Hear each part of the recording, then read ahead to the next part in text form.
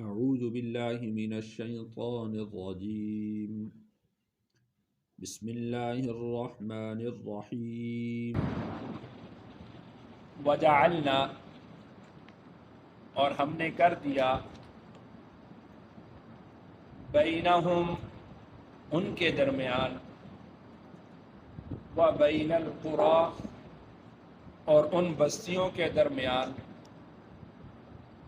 التی بارکنا فیہا، جس میں ہم نے برکت رکھی تھی ان میں، قرًا ظاہرۃً، نظر آنے والی بستیاں، وقدرنا، اور ہم نے مقرر کر دیا، فیہا السیر، اس میں چلنا، سیرو فیہا، تم چلو ان میں، لیالیہ و ایامن، لیالیہ رات کے وقت میں، و ایامن اور دنوں میں، آمینین بے خوف و خطر۔ تو قوم سبا کا واقعہ چل رہا ہے۔ اللہ تعالیٰ نے قوم سبا کو خوب فراوانی عطا فرمائی تھی، ہر طرح کی آسائش اللہ تعالیٰ نے ان کو عطا فرمائی تھی۔ قوم سبا کی تجارت ہوتی تھی شام میں، یعنی یمن کے لوگ تجارت کیا کرتے تھے شام میں۔ یمن سے لے کر شام تک کا جو درمیانی فاصلہ ہے، مسافت ہے، وہ 40 منزلوں کی ہے۔ اللہ تعالیٰ نے ان کے لیے یہ سفر اتنا آسان کیا کہ ان کو یہ سفر مشکل محسوس نہیں ہوتا تھا۔ جگہ جگہ پر آبادیاں قائم تھیں، جہاں پانی چاہیے پانی لے لیتے، جہاں کھانا چاہیے کھانا لے لیتے، جہاں رہائش چاہیے رہائش مل جاتی۔ تو ان کو اس سفر کے اندر کوئی دشواری یا مشقت کا سامنا نہیں کرنا پڑتا تھا۔ اسی کو اللہ نے ارشاد فرمایا کہ وَجَعَلْنَا بَيْنَهُمْ وَبَيْنَ الْقُرَى الَّتِي بَارَكْنَا فِيهَا قُرًى ظَاهِرًا، ہم نے ان کے اور اس بستی کے دوران جس کو ہم نے برکت دی ہے، یعنی اس سے مراد شام کا علاقہ ہے، ہم نے قرآن ظاہرۃً، سامنے نظر آنے والی بستیاں قائم کر دی۔ یعنی راستے کے اوپر ہی شہر جس طرح آباد ہوتے ہیں، اس طرح راستے کے اوپر ہی ہم نے دائیں بائیں بستیاں قائم کر دی تھی۔ کسی قسم کی کسی کو مشقت کا سامنا نہیں کرنا پڑتا تھا۔ وقدرنا فیہا السیر، اور ہم نے اس میں چلنے کا اندازہ مقرر کر دیا کہ بھئی صبح کے وقت میں اس بستی سے چلیں گے، شام تک فلاں بستی تک ہم پہنچ سکتے ہیں، وہاں پر پھر پڑاؤ ڈال لیں گے، وہاں سے پھر آگے چلیں گے، پھر اگلی بستی تک پہنچ جائیں گے۔ تو کسی جگہ پر بھی مشقت کا سامنا نہیں ہوتا تھا۔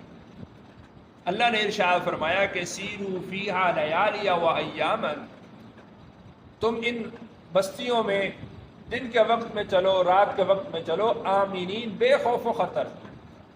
قافلے تمہارے چل رہے ہیں، انہیں کسی بھی جگہ پر کہیں بھی لوٹ جانے کا کوئی خوف اور خدشہ نہیں تھا کہ اس راستے سے نہیں جانا، اس راستے میں چور بیٹھے ہیں، ڈاکو بیٹھے ہیں، سامان کو لوٹ لیتے ہیں، قتل کر دیتے ہیں، ایسی کوئی بات نہیں تھی۔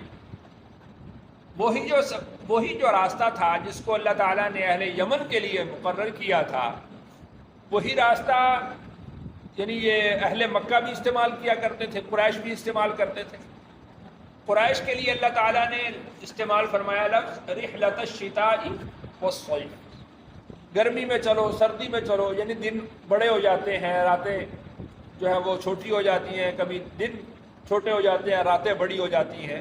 تو اس میں تمہیں کسی قسم کا خوف اور خطر نہیں ہے، بغیر پریشانی کے اطمینان کے ساتھ امن کے ساتھ تم ایک جگہ سے دوسری جگہ پر سفر کر سکتے ہو۔ تو اللہ تعالیٰ کی ان نعمتوں کو دیکھا تو کیا چاہیے تھا کہ اللہ کا شکر ادا کرتے۔ انہوں نے کیا کہا انہوں نے سوچا کہ لوگ جو ہیں وہ سفر کرتے ہیں پھر آ کر واپس بتاتے ہیں کہ ہم نے اتنا لمبا سفر کیا، ہمیں کہیں سایہ نہیں ملا، اتنا لمبا سفر کیا ہمیں کہیں پانی پینے کو نہیں ملا، اتنا لمبا ہم نے سفر کیا، ہم نے بڑی مشقت کاٹی، یہ لوگوں سے سنتے تھے یہ باتیں۔ تو انہوں نے کہا کہ ہمارے ساتھ تو ایسا نہیں ہوتا، ہمیں تو پانی، کھانا، رہائش ہر چیز دستیاب ہوتی ہے، ہمارے لیے تو سفر مشکل ہے ہی نہیں۔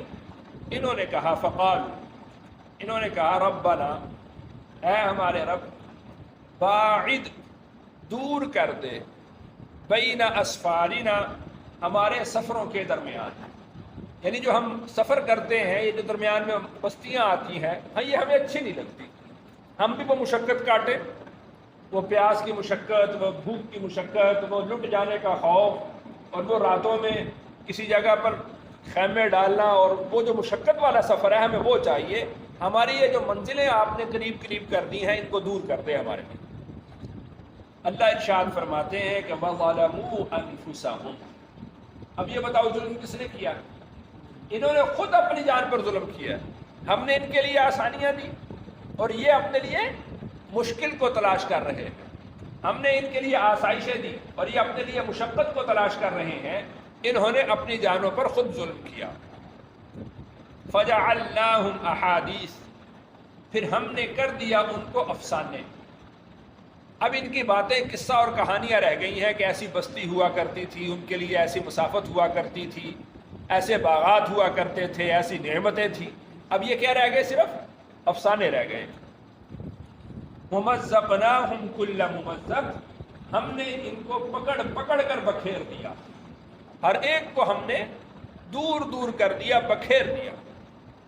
ان فی ذلک لآیات، اس میں البتہ بہت سی نشانیاں ہیں، لکل صبار شکور، ہر صبر کرنے والے، شکر کرنے والے کے لیے۔